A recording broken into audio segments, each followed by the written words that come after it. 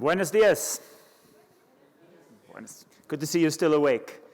Thank you all for returning. Well, for those of you who are here for the first time, welcome to Automotive Logistics Mexico 2020, our third and final day. Welcome back to all of you who were with us for the last 2 days, and especially yesterday evening as well at the wonderful Penske-hosted gala dinner.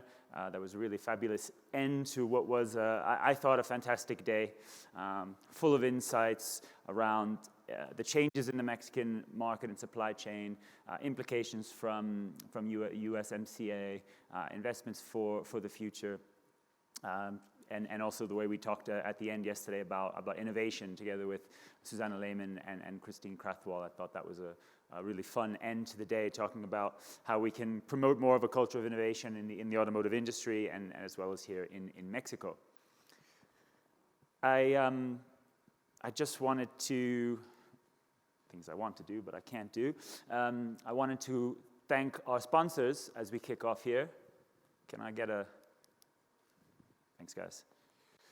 Again, Penske, who hosted our fantastic gala dinner yesterday. Sorry, I'm there. Here we are. Excuse me. Right, so Penske Logistics, our premier sponsor, and who hosted the dinner last night. Thanks again to Penske. Would like to thank our global sponsors as well, CNW, Courier Network, and Jeffco. And also to our gold sponsors, Ryder, who hosted the lunch yesterday, Wallenius Solutions, Horizon Auto Logistics, Trinity Rail, who are actually hosting a video of this conference, which will be posted online next week, CSI, and our silver sponsors, Chapman Freeborn, Confezione Andrea Group, and KHS Global Automotive Solutions. These are companies as well as our innovation sponsor, of course, Freight Verify. These are all companies highly specialized in the automotive industry, and here in Mexico, they have this, we talk about bringing solutions as well as ideas. These are the companies that often have solutions. So do take some time to visit them in their booths if they have them, to get to know them, and using our app, for example, to reach out and find more information. This morning, we are talking about investing in the future. In fact, I would actually almost say that investing in the future is the theme of our second day, or of our final day here. This morning, we'll be talking about specifically around infrastructure and building sustainable networks. But then this afternoon, or rather as the day goes on, you'll also see we have some sessions focused very much on future talent. So we have student sessions. We have a session specifically on logistics talent and HR issues in Mexico in the supply chain. So we have a very future-oriented sort of day. But starting this morning, we're going to be talking specifically about building, growing, improving the supply chain and logistics network and services here in Mexico. I mentioned a few times yesterday how critical supply chain and logistics already is to the Mexican economy, not least because of its global trade and focus within, certainly within NAFTA and beyond. And as competition rises and in the global automotive industry, logistics, supply chain, trade costs will be our competitive factors. And obviously having the right network in place to move and supply goods throughout the value chain is paramount. We know there are gaps in Mexico. I don't have to stand up here and tell you that, but there's many, many advantages across the existing network and room for growth and investment to come. And hopefully we're going to get some good insight this morning, particularly from our first speaker in that regard, Arturo Chavez, who's the Managing Director for the Trust for the Development of Parks and Industrial Zones for the State of Mexico, at the Secretariat for Economic Development of the State of Mexico. Just saying your whole title actually has taken up half the session, but it's actually because it's obviously quite a critical role within the economic development for the state of Mexico. So Arturo will be talking us through some initiatives and developments there. And we're also very pleased to have Flavio Batista, who's a VP and Head of North America Sales for Wallenius Wilhelmsen Ocean, a very important logistics provider, particularly for finished vehicles, very active in Mexico. We also have a presentation from Antonio Cepeda Torres, who's the Commercial Director for Grupo CSI. Grupo CSI, of course, has also some very important operations here in Mexico, and we'll get a view of the wider port network and developments there. And then last, but certainly not least, joining us for the first time, because the company is quite new to Mexico, Kevin Reed, who's the Vice President of Supply Chain at Royal Power Solutions, a supplier to the automotive industry, who has recently invested in Mexico. So it will be great to get some perspective from Kevin as well in terms of coming recently to Mexico. So we've got presentations from everyone, but we still anticipate time for some Q&A. So with that, I would like to hand the stage now over to Arturo. Thank you very much. Gracias. Gracias.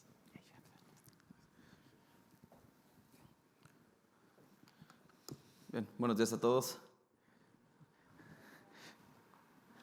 Bien, muchas gracias.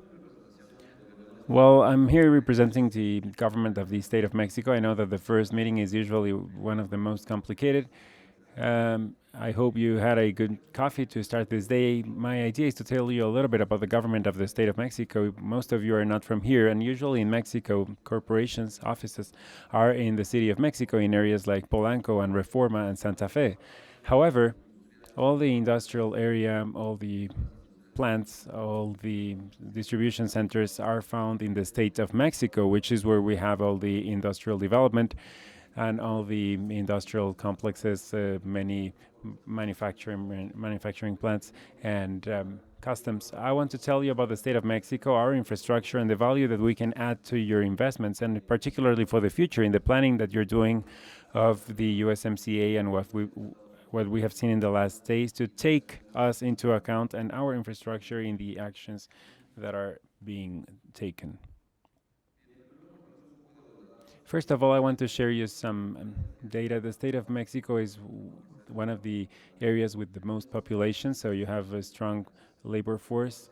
We have almost 8 million inhabitants, so together, 28 million inhabitants, so together with Mexico City, this creates almost 30 million inhabitants, which is a consumption market, but also gives us labor for operational personnel, technical personnel, and leading personnel. We are the area with the highest contribution to the GDP, only after the city of Mexico.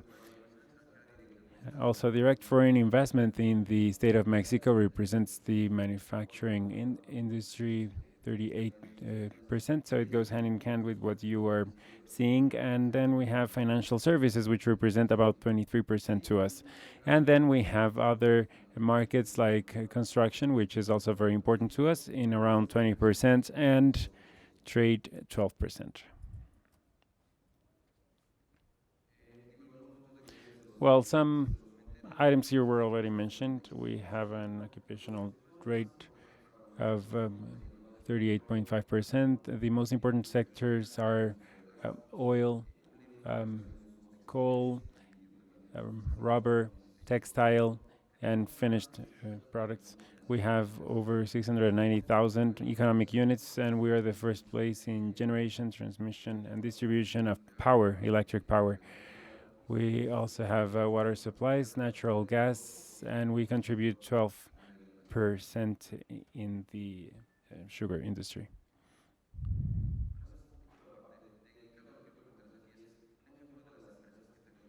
This is just an example of some of the companies we have in the state of Mexico. Many of those companies are known to you. We have DHL, we have FedEx, we have Merck, we have Johnson Controls, Freightliner, Henkel, Sanofi, IUSA. We have companies from all the areas, and some companies have been installed in the state of Mexico for over 60 years, and later on I'll give you the automotive companies.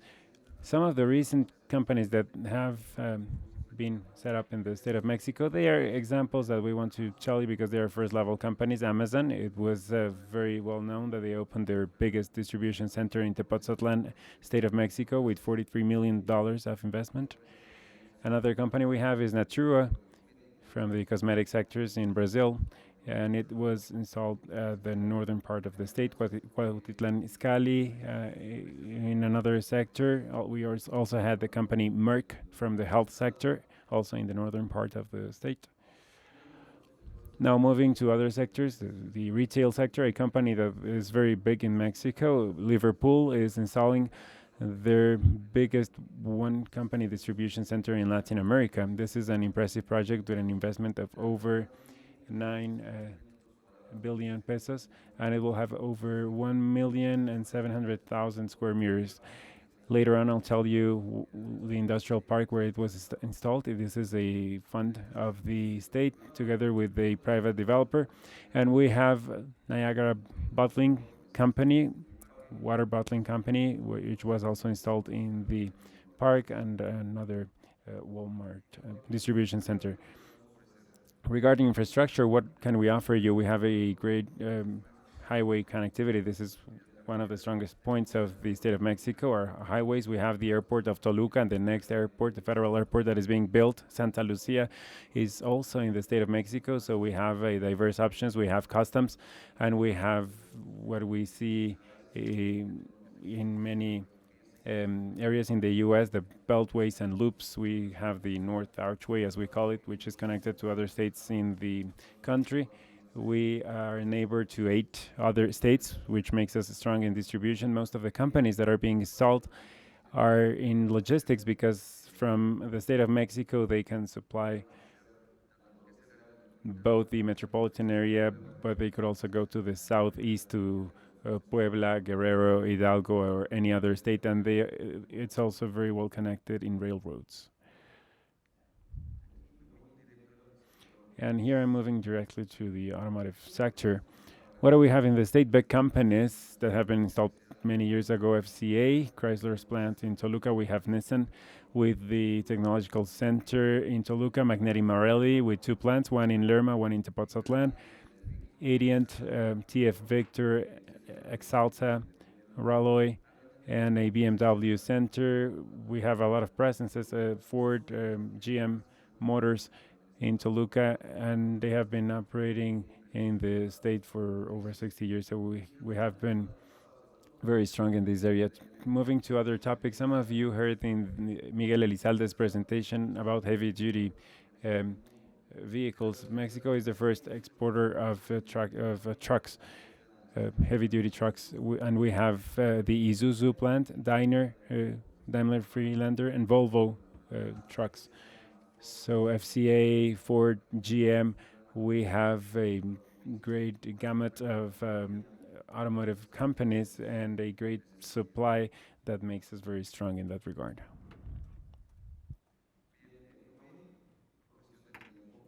Now, due to time reasons, I'm moving directly to one of the most important elements here.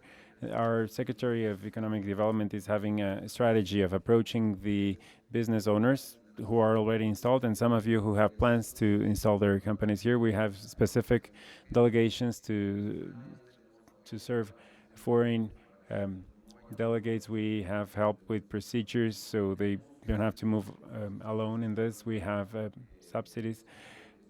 We have subsidies for payroll, taxes. We have support in our own industrial parks. We can give you some kind of credit, direct credit in those industrial parks with no interest and with all the help in the procedures. Now, for you to have an idea of the important areas of the state of Mexico, we have different municipalities, and we have some which are the most populated regarding industrial development. We have Toluca, Cuautitlán Izcalli, Ecatepec, Tultitlán, Lerma, Naucalpan, Tepoztlán. We have over 110 industrial parks in the state of Mexico of all sizes and all industries, covering the entire territory. Finally, I want to let you know about this project, which is the flagship project that we have been launching since last year. It's called Arco 57. And this park is in the limits between state of Mexico and Querétaro. So it has logistic advantages. This is where Liverpool is installing their distribution centers and where Niagara Bottling Company is installed. We have 123 hectares. There are no problems with power supply. We have water availability, and it's also at the crossing between the NAFTA road, the 57 that goes from Mexico to Laredo, and the so-called Northern Arch, which is connected to the northern part of the country. It connects directly to Puebla, Hidalgo, or any other state in the north. This is a project that we are promoting. We have land availability still. We're working hand in hand with the municipality, so there are no union issues. We have great infrastructure, first-hand infrastructure. Company Arta Capital is leading this project with the state of Mexico. We're doing this for promotion. We want for you to see that it's not only the government involved, but we also have a private company developing this. Now, the message that I want to convey to you is that in the state of Mexico, we have great opportunities. We have a great highway infrastructure. We have roadway infrastructures. We can manage imports and exports through Lázaro Cárdenas and Laredo. We have customs like Pantaco, which is just neighboring the state of Mexico. We have Puerta Mexico in Toluca with all the connectivity, and particularly the roadway and airport infrastructure. I want to repeat myself, the Toluca airport and the next Santa Lucia airport will be both installed in the state of Mexico. So if you have any question, any doubt, we can very gladly support you and give you assistance for your future plans, for you to consider the state of Mexico for your investment and setting up your companies. Thank you. Gracias. Just in time. Yeah, exactly. Just in time, exactly. You've learned something about the automotive industry, I see. Gracias, Arturo. Great, very interesting oversight there of the opportunities in the state of Mexico, which, of course, as people in this room consider logistics positioning and locations, it's good to understand and have the context of what's happening in the state. And so we'll talk a bit more during the Q&A, maybe in more detail about some of the other activities here. Up, as mentioned, Flavio Batista, who's from Wallenius Wilhelmsen Ocean.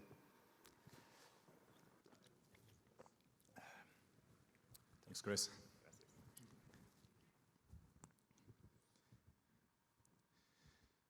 Good morning, everyone.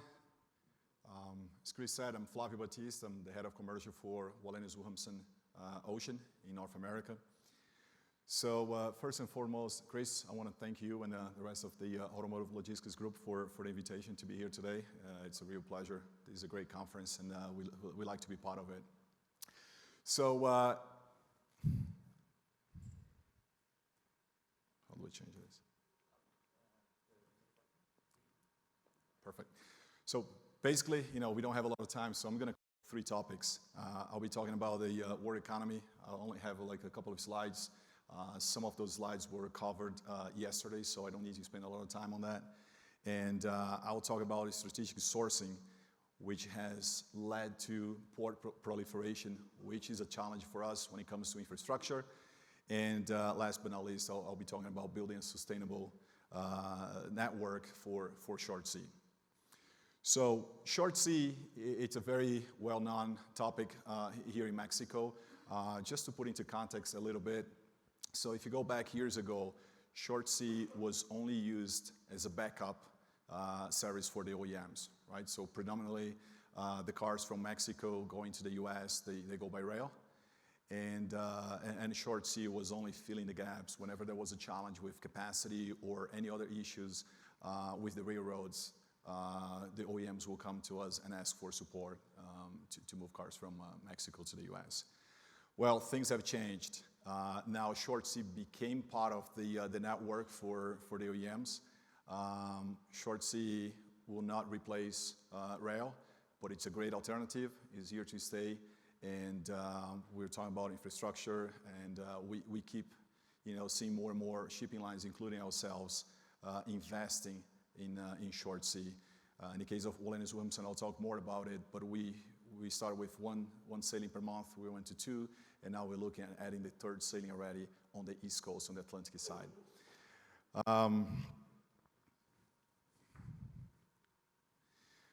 Talking about numbers a little bit, so this is also not new to anybody. So this actually started last year in 2019 when the global economy started deaccelerating a little bit, and not different in 2020. That's what we see. It's going to be a kind of flat year for the most part. So you see some of the economies still growing, like India, a little bit Brazil, and other places in Asia. But on the other hand, you look at big economies such as China, foreseeing a reduction this year and for the next couple of years. The same applies for North America and a few others. All in all, there is still a growth forecasted for the next couple of years of about 2.5%. But I don't think anybody needs to really be concerned about it. But there is a deceleration of the global economy. Look at low-side vehicles, the global sales between now and 2026. Again, 2018, there was a slight reduction from total sales. I don't know if you can see the numbers well from the back. But basically, we went from 2018, where 93.7 million cars, new cars only, were sold. A slight reduction in 18, 89.5. 2020, small reduction again. But the good news is, starting next year, those numbers will start bouncing back, and we see a slightly growth between now and 2026 of approximately 2.4%. So that's very positive for the OEMs, very positive for all of us involved in this business. Mexico, you know the numbers here better than I do, but last year we had a decrease in volume. Exports, production, sales in Mexico. However, when you look at exports into the US, there was a slightly growth, which is great. So we were talking about the US market, sales going down, but it's still going down from a very high baseline. So we still sold 17 million cars in the US last year, and a lot of those vehicles come from Mexico. I'd like to see Arturo also mentioned about trucks. So when you talk about Mexico, talk about our industry, you talk about automobiles. But you can't forget, the trucking industry is pretty big in Mexico. Almost 200,000 trucks were produced last year in Mexico. Mexico is one of the largest producers of trucks in the world, according to Arturo, #1 exporter. So this is great news when it comes to short sea. This is a market that we have not tapped into yet. It's on the radar, and these manufacturers also should take advantage of the short sea service. Strategic sourcing has given rise to port proliferation. So this is quite interesting. It's a very busy slide, but the message here on these two charts, if you go back 30 years ago in the 90s, basically you had 5 countries representing for 80% of the global production of vehicles. So that was led by Japan, followed by the US, and Mexico was number 19 on that list. Well, almost 30 years later, that changed. You went from 5 to 12 main countries representing the same 80% of the global production of vehicles. But also, China took the lead. China became the largest producer of automobiles, followed by United States and Japan. And guess what? Mexico moved from 19 to the 6th place in that ranking. So that's great news for Mexico. That's great news for all of us involved in this business. But with that, it comes some challenges, right? So if you look at just by going from 5 to 12 ports, countries producing automobiles, there is a lot of different, port of loadings. So that put a lot of stress on the network, on the logistics for ourselves and for all of you involved in that. And then if you add to that on the discharge, on the receiving end, you still have a lot of more ports to call and to plan for. So when it comes to closer to home here, if you look at Mexico, the East Coast is pretty much settled, right? So you have Veracruz and Altamira. Veracruz making a lot of investments. We're probably going to hear more about it from my colleague. But Veracruz, Altamira, good ports. Going to the East Coast, North America, not a big secret there. So the shipping lines and the trucking companies, railroads, everybody have planned for that. When you look at the West Coast, it really becomes a challenge. So for different reasons, of course, OEMs, each of them, look for its own ports, whether it's closer to the factory or better logistics solutions. It becomes a challenge for us. Looking at ourselves as a company, as I mentioned before, so we have these 2 sailings now from the East Coast. We're still planning for the West Coast. We want to start something by the summer this year, but we are not sure yet how to make it work with so many different ports. So opportunities to expand a sustainable network. I don't need to mention, but rail is a great solution. Rail is to stay, but they also have a lot of challenges, right? So you have vandalism, you have theft, you have quality issues. I'm not saying you don't have issues in ocean as well, but there is a lot of opportunities with the short sea service with most recent investments in port infrastructure in Mexico, but also in North America. So you can have access to higher capacity. You can scale up and down fairly quickly with ocean. Connectivity to VPCs at the port of discharge. You're going to see that on the next slide as well. So the ports, us and most of the carriers call in the US, you have your own VPCs there. So the cars will go to those VPCs and out to dealers. Get vehicles closer to final market. I'm going to cover that on the next slide. Quality, ocean is not only us, but most of the industry, it's almost free of damage. It's 0.001 damage, which is great. Cost competitive, of course, it depends where you go to, but the northern part of, like the northern East Coast or the Pacific Northwest, the further up north you go on the coast, I believe you can get more competitive when you go by ocean. And then network optimization, it becomes crucial here, so we can do a lot more together. So again, I'm just talking augmenting with deep sea services. I'm not saying that this will replace the existing status quo, rail being predominantly the main solution for short sea. But just use an example here from 2 port of loadings in Mexico to the East Coast at 3 ports in the East Coast. You can see the transit time is good, frequency is fairly good, and the range you can cover from each of those ports that varies from 300 miles up to 600 miles to get to your dealer. So it's a pretty good coverage. It's very sustainable. And you can get your VPCs, your cars PDI'd before it goes to the dealers. When you look at Newark, you're pretty much inside one of the largest markets in the U.S. Very close to New York City. So last slide, I went over already 4 seconds here, but you need to do like a factory to dealer network analysis, right? So Wallenius Wilhelmsen has a pretty good visibility tool, also a transportation management system that we can not only give you visibility, but we can also support you managing your vehicles from the factory in Mexico all the way to the dealer or dealers in North America and manage and try to anticipate to anything that could happen, if your vehicles in between. So that's it. Thank you very much for your time.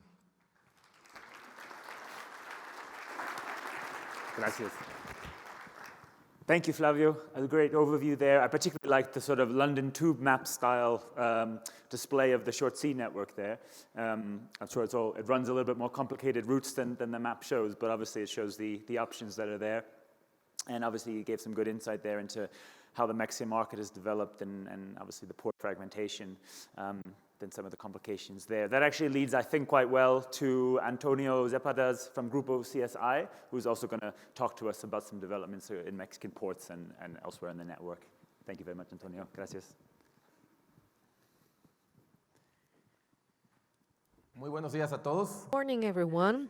It's a pleasure to be here one more year in this major event. I'm going to share with you information regarding the ports of Mexico, Port of Veracruz, the Park Garage building. But before that, I would like to talk very briefly about what we do in CSI. We do finished vehicle management, logistics, warehousing, transportation in auto carriers, operation in distribution centers, and port operations. Our operation is about 1.5 million vehicles per year. This accounts for 15 million services yearly. And we have around 1,300 employees in CSI. General information related to the ports in Mexico, taking into consideration 2019 as a reference. In the 7 main ports where vehicles are managed, last year over 2 million units were managed. Veracruz is leading with the vehicles, and this is the total share. Then Lázaro Cárdenas with 480,000, which accounts for 20% of the total, and Altamira 300,000 units, which accounts for 15% of the total amount of vehicles transported.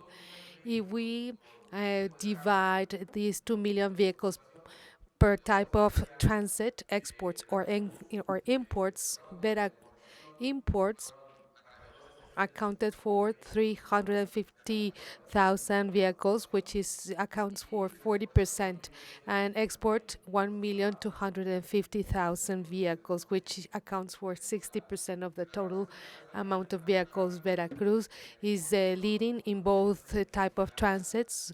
It accounts for 55% of the total. Then we have Lázaro Cárdenas with 295,000 and 40% market share. And in terms of exports, Veracruz operated 570,000 vehicles, which account for 75%. Altamira 300,000 units, 20% of share, and Lázaro Cárdenas 190,000 and 50% share. Now, if we focus only in the Port of Veracruz in 2017 and what we expect for 2020, we can see that the average volume of vehicles managed, considering imports and exports, is 1 million units. If it is true that from 2017 to 2018 there was a slight decrease in the volume, from 2018 to 2019 there was a 2% decrease, which was due to imports. We know that the domestic market is not going through the best era, let's say, and that's why the imports volume dropped. We expect that for this year we will be operating 1.7 million vehicles. That is an 8% increase or growth. It is important to mention that derived from that drop in the domestic sales in Mexico, the turnover of the stock has been pretty low, and we had faced some challenges on how to manage these vehicles. We have to expand the yards, and we had to look for contingency yards to be able to meet the need of keeping vehicles for longer periods of time.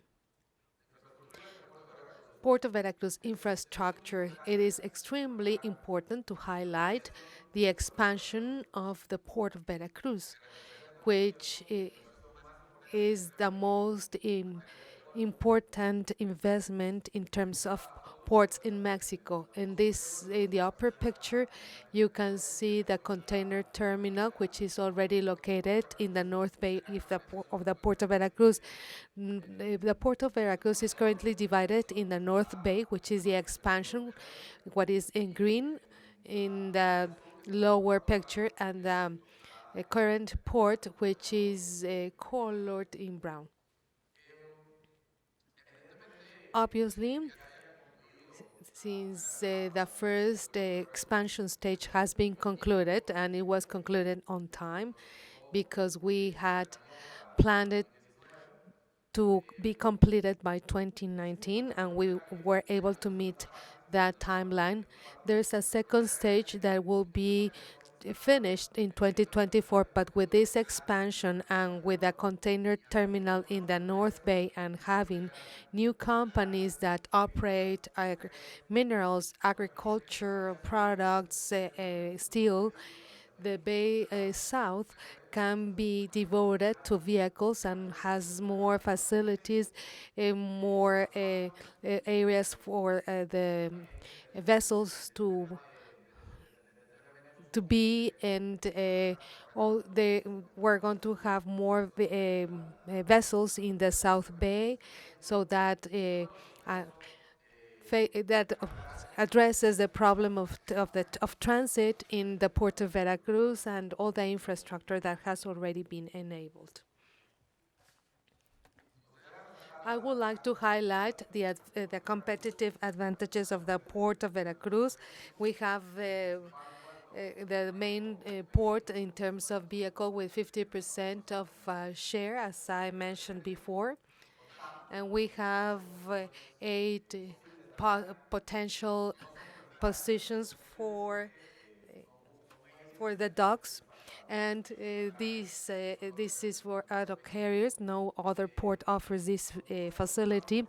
We ha- we have rails, and there are companies that serve Veracruz. We have two highways to be able to get to the port of Veracruz and leave the port as well. In terms of customs, Veracruz has always been the reference for the rest of the customs in the country. Any improvement in the customs process is always implemented in Veracruz customs. So it's a customs of reference. We have a quality brand now. We have a cult that basically what we can see is the entrance, the exit of the trucks in an organized manner. It is as ISO 28,000 certified port. We have specialized facilities such as the park garage.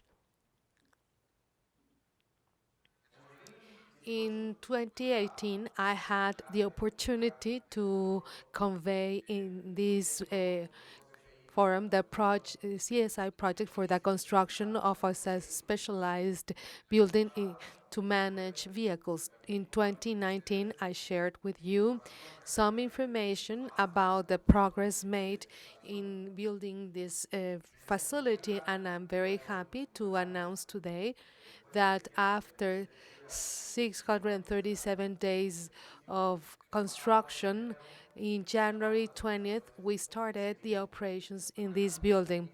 This is a milestone for the automotive industry and finished vehicles in Mexico.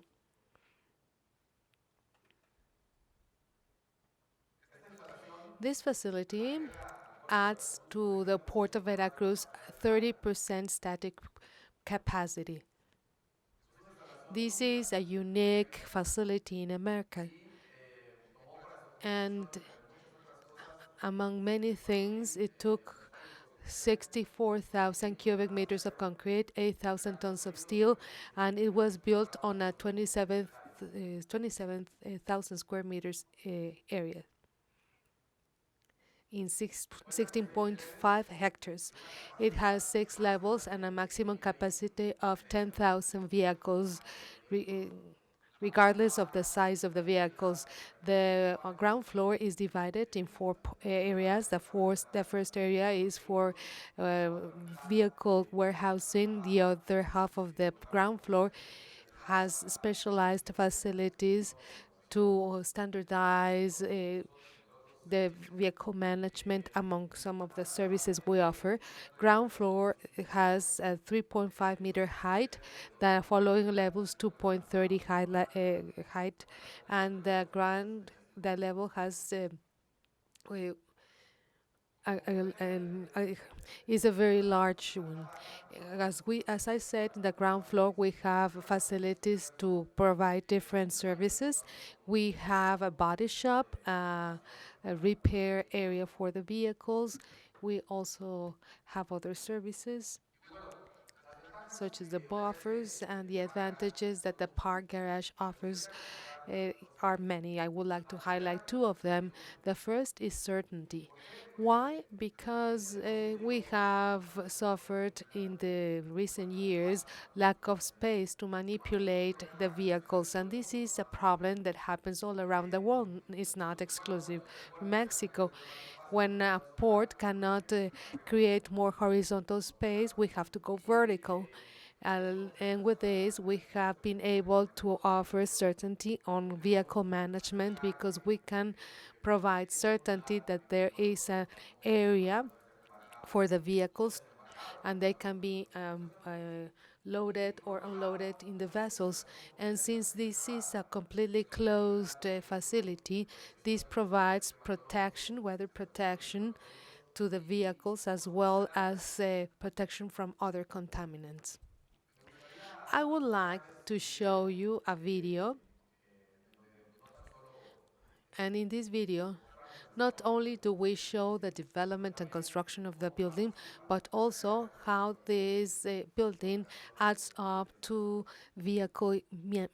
finished vehicle management.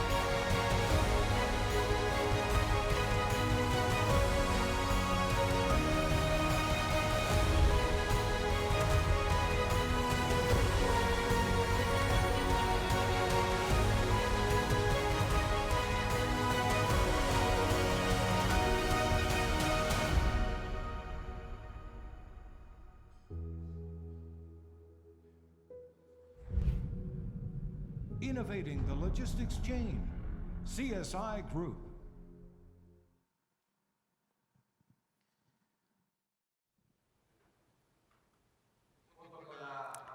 Together with the expansion of the Port of Veracruz, this important investment in infrastructure, which is the park garage, reaffirms Mexico, the Port of Veracruz as a core for Mexico, but also part of the logistics chain. Thank you so much.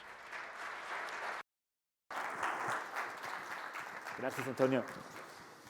Gracias. There you see a fantastic example of a world-class example, I think you could say, certainly of that facility and some of the other developments in Veracruz. We can talk more about other developments there and challenges during the Q&A. But I'm going to change track a little bit back to more on the tier supply chain. Bring Kevin Reed up now from Royal Power Solutions. And Kevin, I'm sure will explain more, but obviously just recently made an investment in Querétaro, and very happy to have you here. Cheers. Buenos dias, everybody. Kevin Reed, the Vice President of Supply Chain for Royal Power Solutions. I won't stand up here and pretend that I'm an expert of all things logistics, but we've been involved in some greenfield sites in foreign countries, multiple here in Mexico, and most recently here with Royal Power Solutions. So my hope is to just have a dialogue around our experience, and if there's any nuggets that come away that create some dialogue or innovative thought, then mission accomplished. All my slides are in Spanish, so I have to make sure I can read mine in English up here. First of all, it's a pleasure to be here. What a great event. It's an honor to be a part of it. It's my first time. After experiencing the networking and the topics, I'll definitely be looking to come back in the future. Royal Power Solutions is not a large company, so I'm speaking on behalf of a lot of the small companies. And behind the small companies, there's a lot of even smaller companies that support us. And so I want to think about that group and how we can work together to create even more commerce here in Mexico together. All right, so who is Royal Power Solutions? Royal Power Solutions is a recognized global leader of unbeatable power distribution solutions In an electrified world, we focus on great people and even greater innovations. So a few of our products, just our base categories, things that are used on wire harnesses, stamp battery terminals, eyelet terminals, lead frames. Those are the types of core products that we make and grown the business with since 1935. I'm really excited. We have some very disruptive technology that we've innovated that we're rolling out into the marketplace right now. I'm not going to get into a sales pitch, but if anybody's interested about that, I've got some brochures up here. You're welcome after the panel discussion to come up and grab one, and if there's any questions, would love to tell you more about it.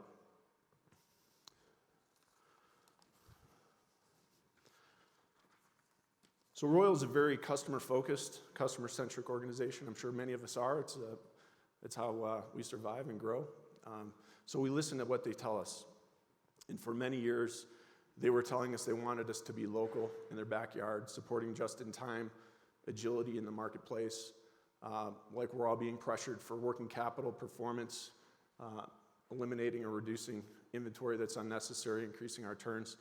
And so as a smaller company, there was a lot of apprehension around that. The core thing we fell back on was the relationship that the United States and Mexico have had. We have a very rich history of working well together. We know that history over the long term is going to be continue to improve, despite any kind of the short-term political things or concerns that are going on. As we started to launch and break ground in Mexico, it was 2018. There's a lot of uncertainty around what's going to happen with NAFTA. There was uncertainty or tariffs, countervailing duties that could change on a whim. But really, we wanted to focus and proceed based on our confidence in the future and the long term. So we went through the traditional tactical diligence that you do in looking into expanding into Mexico, looking at heat maps of where our customers are at, where do we want to be in the future, what target customers do we know we can get after. Royal is largely automotive, but our product is applicable to many different industries. Our focus, however, is in the heart of automotive. So after we went through all this, we decided Querétaro was going to be the location. Our main operation is in Carroll Stream, Illinois. It's a suburb of Chicago. Our product, traditionally, going into assemblies that are very high labor content, wire harnesses, et cetera. So it makes sense that a lot of our customers are located in Mexico. However, a lot of the components that go into and manufacture are not very labor intensive. So providing that value to the customer, being in their backyard, yet providing them with the same cost, presents a challenge for us in how we make up for those additional costs that we incur. And so with all the best laid plans, there's always surprises and things that you aren't expecting or challenges that you need to overcome. So just mentioning a couple of topics here. Doing okay on time. One is supply-based infrastructure. Royal had 0 suppliers in Mexico when we broke ground. So that's one challenge. How do we offset all the logistical costs of coordinating the product that we're manufacturing that we're sending down here, as well as the product that we're buying? The number one input to our product is copper coil that we stamp. Comes in several alloy variations, a lot of different plating types. There is not a mill in Mexico that is capable of producing the product that we use to stamp into our products.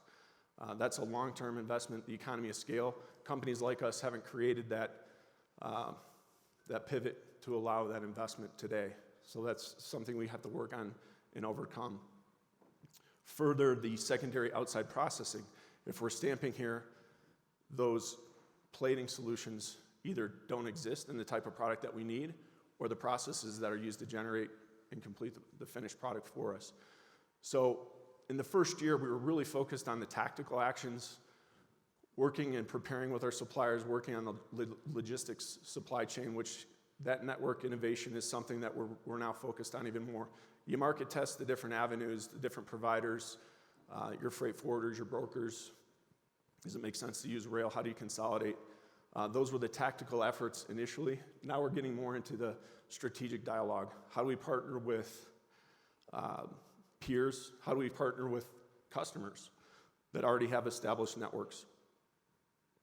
looking at milk runs. So there's still a lot of opportunity, and that's what this dialogue and networking is really exciting for me about. It's really started to stir the juices of thought. The other piece for us as a smaller company, you make choices on your investment, if that's human capital, if that's physical assets, about how you're best going to grow your business while still maintaining that strong customer satisfaction. So not everything that you're going to have on staff is going to be an expert in certain areas. So we are very aware of where we have those gaps, and we're not afraid to plug those holes with third-party assistance. Whether it was seeking counsel on the setup of our organization, all the implications, whether you're a maquiladora or a traditional business, et cetera, right down to how you handle your NAFTA, all the country of origin work from the supply chain on through the customer. I'm not going to get into the USMCA stuff. I think that was one of the areas where we had a little bit of uncertainty, but we're glad to see and confident in where the future is going. So kind of eliminating the concerns around that is a big weight off. And I mentioned patience for maturity. So like I said, there's a lot of unknowns that you come across. It's hard to do all that diligence up front, but understanding if you have the right people in place, you're working with the right providers and creating the tools for use, and you're managing the capabilities between those two, it's a recipe for success. So if there's anything that I would want to take away from this is remember the little guy. When you put all the little guys together, it creates a big nugget of opportunity. So companies like myself are really seeking solutions and support around how we can do things differently to be most successful. All these costs, they start down in tier 5, tier 6, they roll up to the end customer. So whatever we can do on the front end to improve that, it's going to pay off for all of us. So look forward to our dialogue. Thank you very much.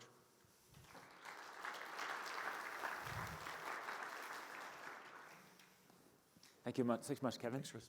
Yes. Please remember the little guys. I think it's a great message, actually. I have a feeling that with coronavirus, some of the little guys that we didn't know about are becoming more visible and causing some issues, obviously, down the lower tier supply chain. But here, it's a great example of a newer supplier coming to Mexico, ramping up operations, needs help, interested in help and innovation. And I think, I'm sure there's people in this room and in the network that can help provide that. And that's exactly what this sort of forum is about. So thank you, Kevin, for sharing some of those insights about Royal. We've had four presentations. I think a very interesting spread from economic development in the state of Mexico, and obviously how that relates to the automotive industry. We've heard about short sea, we've heard about the port network, and we've heard from a tier supplier. So in terms of understanding the Mexican supply chain and network, I think that's a great overview. We do have some time for questions, so very happy to open it to the floor. We have a couple of microphones around, so just put your hands up, let us know what company you're from. At any point, anybody have a question right now? Got one right here. Hi, Jonathan Flores from GM. This is a question for the Mexico State representative. So I missed the name of this, ARCOF 57. Does this facility has any rail infrastructure or any rail connectivity? Yes, there's a rail facility like 1 kilometer from there. Actually, that is in Jilotepec, is the municipality of the state of Mexico. We will have next year, from maybe in February, another option will be in the north of Toluca, in the state of Mexico. That facility, that new industrial park, will have also like all the road facility, natural gas, and it has like an aduana inside the industrial facility. So that will be next year, but Arco 57, it has the rail. A quick question for you, Arturo, from my side. For the state of Mexico, has it been a challenge to attract industrial investment in such a kind of, because it's so densely populated, it's the most developed area within Mexico. And obviously in the last 10 years, Guanajuato and other states have attracted huge investments in automotive, perhaps the largest in relation to others. Are you seeking larger manufacturing investment or more refinements on sort of logistics centers, more like tier suppliers, for example, like Royal? Is there a kind of, in terms of your automotive strategy, how would you sort of like describe that?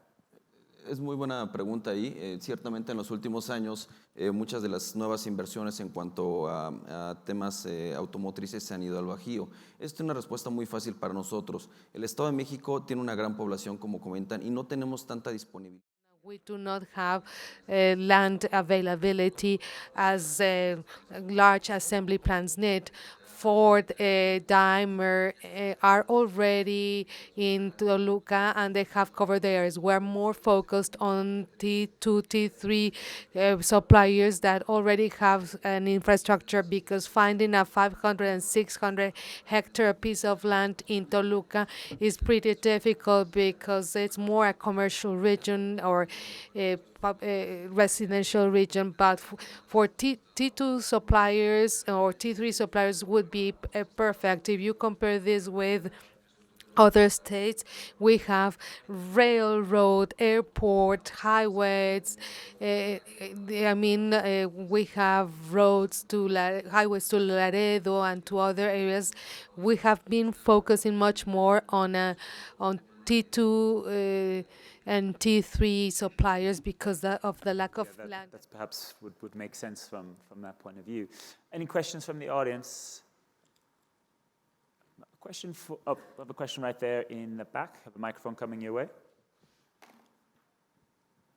Hola, mi pregunta es, soy Claudia Ramos de Venture Global Solutions. Mi pregunta para Arturo también es, ¿qué acciones en cuestión de seguridad se están tomando para toda esta nueva industria que se está trayendo a Estado de México? Bien, tenemos dos estrategias. Uno es, el tema. The first one is in terms of oil, everything that happened with gasoline at the start of the year. We have special units to escort the oil trucks, and a strategy that has been working very well is the approach with the C5, the monitoring center for control. What we do in this program with the industry and the C5 is that every kind of a plant or maneuver patio or commercial area has their camps connected. All companies have camcorders, and we have a C5 in Toluca and one in Ecatepec, and we're monitoring their cams, and we install what we call a virtual panic button. It could be a keyboard, something in a keyboard, it could be a physical button or some other tool. And what happens is that in case of an incident, the company may activate it and it's geo-referenced. So the response of the authorities will be immediate. It just triggers off the panic button at the authorities' offices, and we avoid phone calls. As I mentioned, it's geo-referenced, and we could have any kind of authority, municipal authority, state authority, or even federal authority, but coordinated by the C5. This gives us the edge in quick reaction, and it's worked very well in commercial parks, industrial parks, not only for the administrator, but for all the companies installed there. And this has been giving us very good results in quick actions, in quick reaction in case of theft or attempted forced entry. So this is how we are approaching this, and a constant approach with companies as well through the camps or directly with them. And we are also designing strategies that are specialized for each and every company, regardless of the sector. We work with the construction, with the textile, we work with transportation companies, and this is how we've been working, and it's been yielding good results. Thank you very much. Keeping perhaps a little on that security theme, if I might ask, maybe starting with Antonio, at Veracruz, obviously I'm sure security remains an issue. You talked a lot about some of the facilities you have there. Are there new measures to improve security that you've invested in, or the port is investing in, that you'd want to highlight? And perhaps also, how is the development? Are you seeing improvements, or are we kind of still in a phase with a lot of incidents? Right. Well, What I can say is that in the matter of ports, in the port of Veracruz, I can assure you that there is no issues about security. I mean, the process there have no issues at all. The issue is when you are taking the cargo from the port to somewhere in Mexico or from somewhere in Mexico to the port. I mean, in transit, either in rail, sometimes in trucks. So the challenges, I would say, are more focused on the mean of transport. Okay. Okay. So the port itself is less of the issue.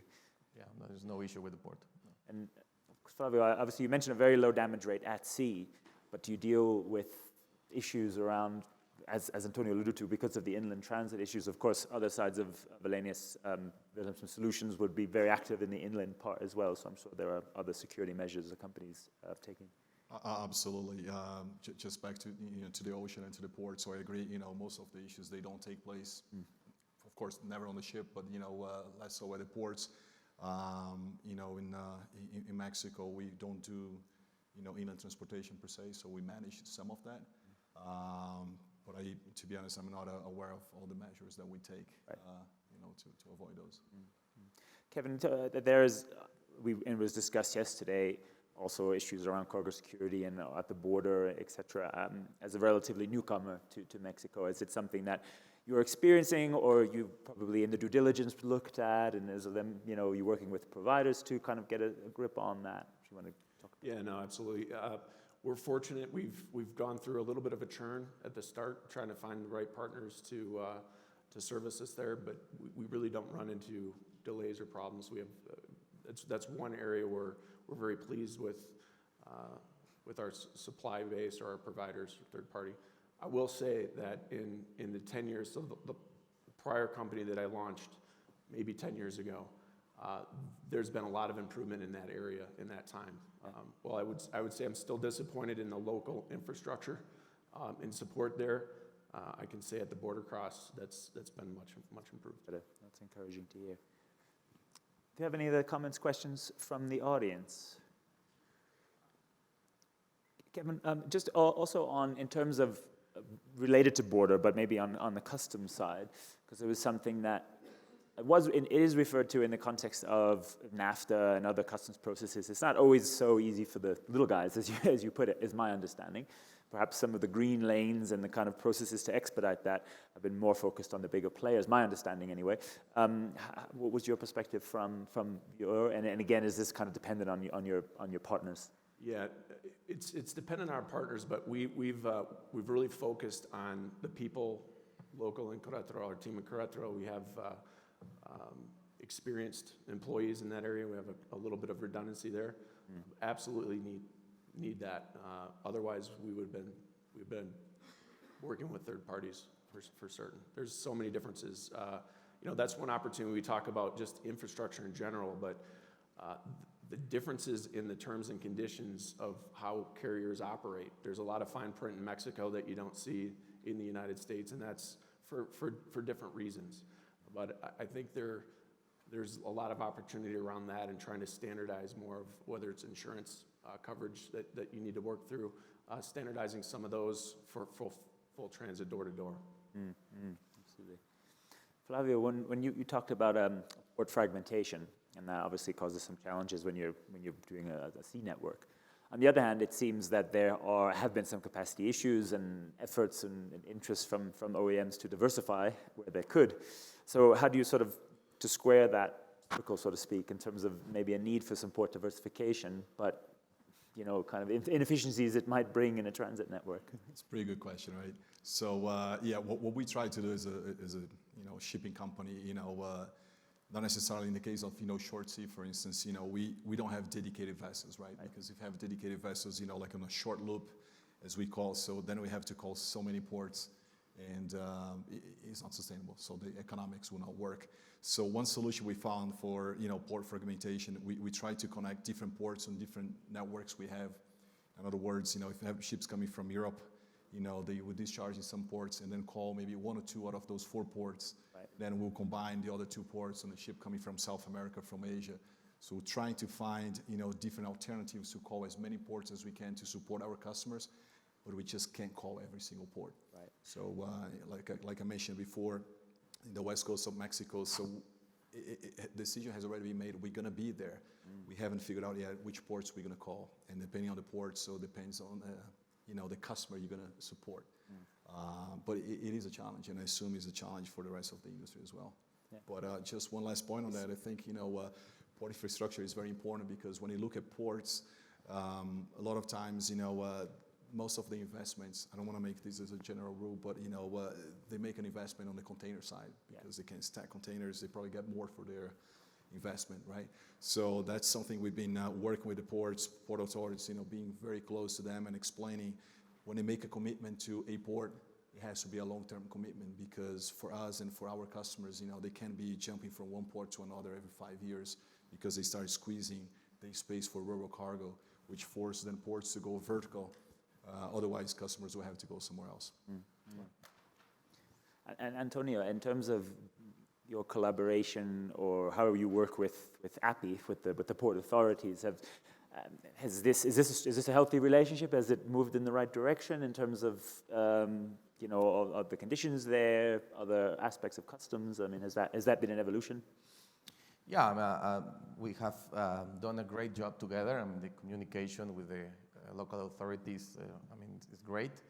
And this port expansion project was stopped for maybe 12 years, and finally, about 4 years and a half ago, started the construction, the expansion of the port, and we all involved in the port of Veracruz. We have been working together, and relationship with authorities is very good. Okay, that's good to hear.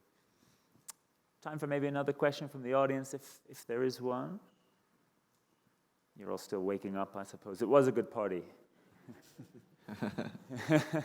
Although I think most of you cleared out when I started singing karaoke. I can understand that. Arturo, maybe a last question from my side. In terms of, obviously you talked about what the state can do to support manufacturers in terms of their investments.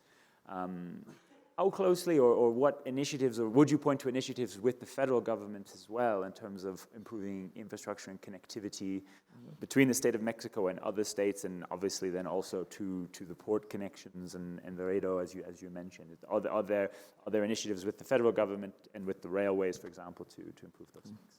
Sí, el Estado de México ha hecho una colaboración muy importante tanto con el gobierno federal como con la iniciativa privada.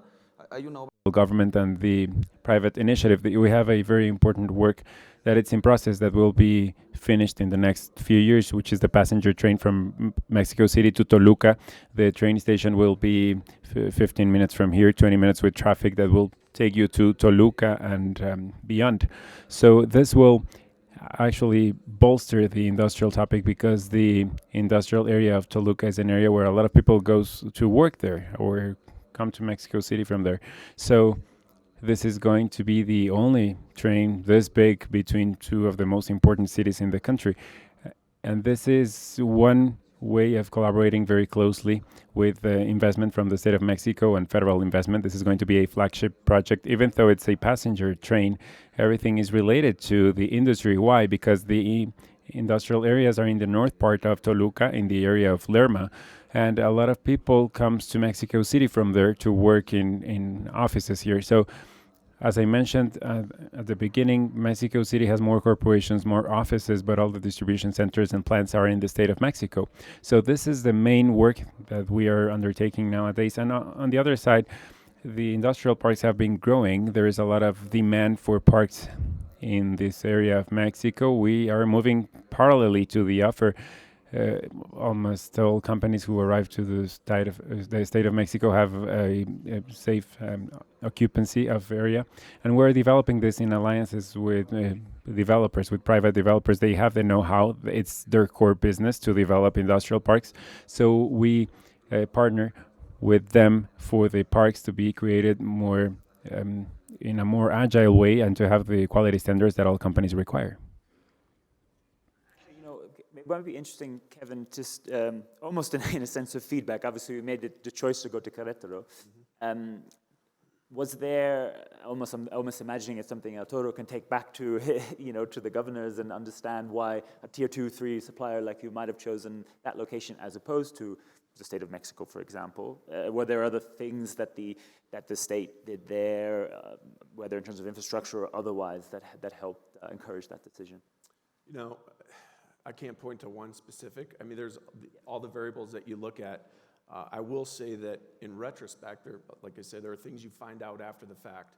I was very shocked that some of our tier 1s, multi-billion-dollar companies, and the lack of infrastructure that they had to support. So where we ship EquusWorks out of Chicago, right? We actually had some customers that were disappointed that we relocated to Querétaro because they had more pain point in managing their logistics. That's since been addressed, but that was surprising to me. Yeah. I don't know that has a big difference in location relative to Querétaro here in Mexico State, but there are a lot of variables that went into that location. Sure. Yeah. I mean, I think one of the things that you said, which is an interesting takeaway for me, is it's less ultimately about the labor cost than it is, in a way, the supply chain in terms of these, for a company like yours, in terms of making these decisions and staying competitive. Absolutely. We knew that the short-term hit, if you will, on profitability for products was worth it, knowing that we were going to receive more business, and we're definitely seeing those opportunities come to fruition for us. So it was the right move, and we're very happy with the decision. Okay, fantastic. Well, unless there's, we'll take that as the last question, I believe, from the gentleman from General Motors again. Where's our microphone team? It's coming. That's coming. Oh, I see my team already, must already clocked out. So I actually have two questions. The first one is for Flavio. What can you tell us about fuel efficiency efforts being done in the industry of vessel transportation? How far or how close we are from less dependency on bunkers and that type of fuel consumption, and how do you envision that to change the logistics of the finished vehicles or even a cargo? And then the other question is for Antonio. Congratulations on your park garage.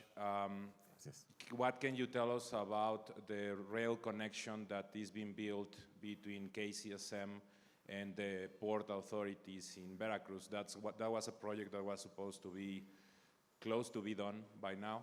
So what could you share with us related of where they are and how likely is that they will complete it this year? Okay, should I take the first one?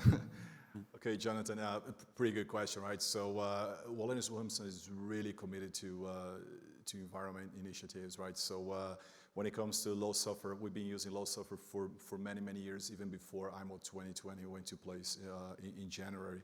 So we have so many different initiatives right now. We're looking at different things. We've looked at, LNG, which, in the end, it's a challenge for us because of the size of the tanks. They'll take too much space on the ships. Therefore, you're going to end up adding ships to your network to have the same frequency and service that we provide to customers today. So might not be, the best, solution in our point of view. So, but one thing I was going to have, my closing slide, I decided to take it out, but I can probably share that with the audience here. So we are committed to be zero emission by 2050, okay, as a company. So one of the things we're looking at right now is kind of, which is, don't laugh at this, but we're going back to maybe sails, carbon fiber, say on the ships, which might be a solution for us in the near future. So between now and then, we work with different companies. We have even some customers involved, other shipping lines at that level, on the environmental level, having discussions. What could be a solution for not only us, but also for the industry, and try to have, a more greener, shipping solution. I hope that answers your question. Thank you. If you're using batteries, we've got some products that we can help get you there with too. So it's been evaluated batteries. We're looking at everything, Kevin. So who knows? But we can be talking maybe 5-10 years about it. So, yeah. Very well. About the bypass, a few weeks ago, what I knew is that should be finished by the middle of this year, by June. But my colleagues of KSM told me that apparently it's going to be finished by April or May, the latest. So yeah, that's the information I have about that. Okay, well, thank you very much. I think we'll probably leave it there so we have a bit of time for coffee and network. I want to thank our panel for their great input and discussion. Muchas gracias.